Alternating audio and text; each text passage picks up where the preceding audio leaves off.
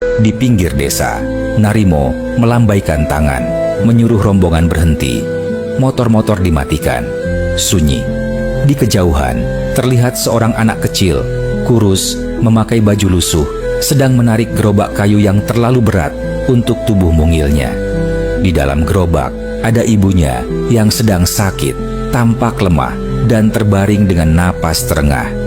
Di sebelah mereka, seorang anak perempuan, mungkin adiknya, menggendong kantong plastik kecil berisi sepotong daging kurban. Narimo memperhatikan. Si anak laki-laki itu berhenti sejenak, mengusap peluh. "Ayo Bu, kita pulang ya. Nanti daging ini dimasak sama kakak." Ibunya hanya mengangguk lemah.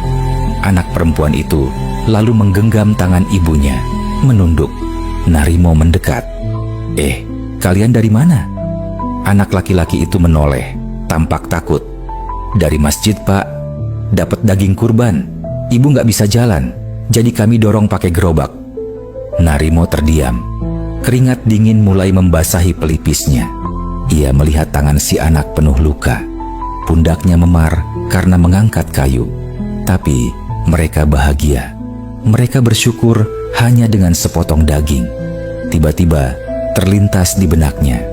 Tadi dirinya dan anak buahnya merobek kantong-kantong daging itu tanpa rasa hormat, menjatuhkan makanan yang kini sedang disyukuri dengan sepenuh hati oleh keluarga kecil ini. Salah satu anggota GRIB pelan berkata, "Bang, kayaknya kita kebangetan ya tadi." Narimo tak menjawab. Ia menoleh ke rombongan, lalu berucap lirih, "Kita balik ke masjid." Salah satu anak buahnya heran, "Lah, bukannya kita mau nyusun rencana?" Narimo menghela napas panjang. "Enggak, kita salah. Gua yang salah." Untuk pertama kalinya hari itu, suara Narimo terdengar berat, bukan karena marah, tapi karena menahan beban kesadaran. Dan rombongan itu pun memutar balik arah. Senja menggantung indah di balik siluet Masjid Nurul Ikhlas. Warga masih berkumpul. Sebagian panitia sibuk membagikan sisa daging kurban ke masyarakat yang masih padat mengantri, dan beberapa panitia ada yang membagikannya ke rumah-rumah. Suasana sudah mulai tenang, meski ketegangan masih tersisa setelah insiden siang tadi. Tiba-tiba terdengar suara motor mendekat. Semua menoleh. Itu Narimo, berjalan paling depan. Di belakangnya, anggota GRIB Jaya yang tadinya datang dengan arogan, kini melangkah pelan. Tak ada lagi teriakan, tak ada lagi wajah angkuh. Ustadz Agus yang sedang memeriksa data pembagian mendongak. Narimo berdiri di tengah halaman masjid, menunduk sejenak, lalu mengangkat suara. "Assalamualaikum." Warga hanya diam. Beberapa anak kecil bersembunyi di balik ibunya. Narimo melanjutkan dengan suara berat.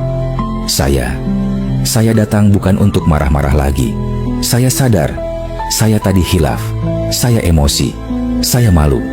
Suasana hening. Saya pikir, ormas harus selalu dihormati. Tapi saya lupa menghormati yang lebih penting. Rasa syukur, rasa ikhlas, dan niat baik kalian semua. Ia menoleh ke arah Ustadz Agus. "Pak Ustadz, maafkan saya. Saya tadi keterlaluan. Saya rusak suasana hari besar ini. Saya bawa anak-anak ini buat nuntut, padahal bukan itu tujuan kurban." Ustadz Agus menatap Narimo lama, lalu tersenyum kecil. "Saya sudah memaafkan Mas Narimo. Kita semua manusia yang diuji bukan hanya lewat kekurangan, tapi juga lewat kelebihan." Beberapa warga mulai tersenyum pelan. Narimo menoleh ke para anggota GRIB Jaya. "Kita bantuin yuk." Tanpa banyak bicara, para anggota GRIB pun ikut mengambil kantong-kantong daging kurban dan mulai membantu mendistribusikan ke rumah warga. Akhirnya, Narimo dan anak buahnya dari GRIB Jaya berjalan dari rumah ke rumah, membagikan daging kurban. Di satu rumah, seorang nenek renta membuka pintu dan tertegun melihat Narimo berdiri di depannya sambil menyodorkan kantong daging. "Ini buat Mbah dari panitia kurban. Maaf tadi sempat ribut," ucap Narimo pelan. Sang nenek hanya tersenyum, matanya berkaca-kaca. "Yang penting, kamu sadar, Le, hari ini bukan soal daging, tapi tentang berbagi dan ikhlas. Narimo menunduk dalam. Kata-kata itu menggema di hatinya. Sementara itu, di masjid, Ustadz Agus mengumpulkan panitia dan warga. Alhamdulillah, semua daging sudah terdistribusi dan kita semua sudah belajar satu hal besar hari ini, ujar Ustadz Agus. Narimo dan Gripjaya kembali ke masjid dan disambut hangat. Pak Ustadz, kata Narimo lirih, boleh saya bicara? Ustadz Agus mengangguk. Narimo berdiri di hadapan warga. Suaranya mantap, namun masih mengandung rasa bersalah. Hari ini saya belajar bahwa kekuatan sejati itu bukan pada ormas, bukan pada kuasa, tapi pada hati yang bisa mengalah, pada niat yang tulus untuk melayani. Saya janji, mulai hari ini, Gripjaya tidak akan jadi sumber keributan lagi. Kami akan ikut menjaga kampung ini dengan cara yang benar. Tepuk tangan kecil terdengar. Beberapa warga mengangguk bangga. Dan satu lagi, tambah Narimo sambil tersenyum. Kalau Idul Adha tahun depan, kami bukan nuntut jatah, tapi insya Allah kami yang nyumbang sapi kurban. Sontak warga bersorak dan tertawa. Suasana menjadi hangat dan bersatu kembali. Proses pembagian daging sudah selesai terdistribusikan, namun halaman Masjid Nurul Ikhlas justru makin ramai. Warga berkumpul, duduk bersama, berbincang dalam lingkaran-lingkaran kecil. Aroma teh manis dan gorengan menyebar ke seluruh penjuru, menambah hangat suasana. Narimo duduk di sebelah Ustadz Agus, wajahnya lebih tenang dari biasanya. Sesekali ia tersenyum kecil, menyaksikan anak-anak berlarian di sekitar masjid, bebas, tanpa rasa takut, seperti tadi siang. Pak Ustadz, bisiknya, saya pikir-pikir, ini Idul Adha paling aneh, tapi juga paling bermakna. Ustadz Agus menoleh, tersenyum bijak. Karena Allah sedang menegur kita semua, Mo, termasuk saya. Narimo mengangguk, lalu menatap langit yang dipenuhi bintang. Dulu saya pikir, jadi ormas itu harus ditakuti, harus dihormati. Tapi hari ini, saya ditampar oleh kenyataan bahwa kehormatan itu datang bukan dari suara keras atau tangan besi, tapi dari ketulusan. Ustadz Agus diam sejenak, kemudian berkata, pelan, makna kurban itu bukan sekadar menyembelih hewanmu, tapi menyembelih keangkuhan, menumpahkan darah ego, mengorbankan rasa ingin diistimewakan demi keadilan dan kebaikan bersama. Narimo menunduk, menatap tangan kasarnya yang dulu sering menggertak orang.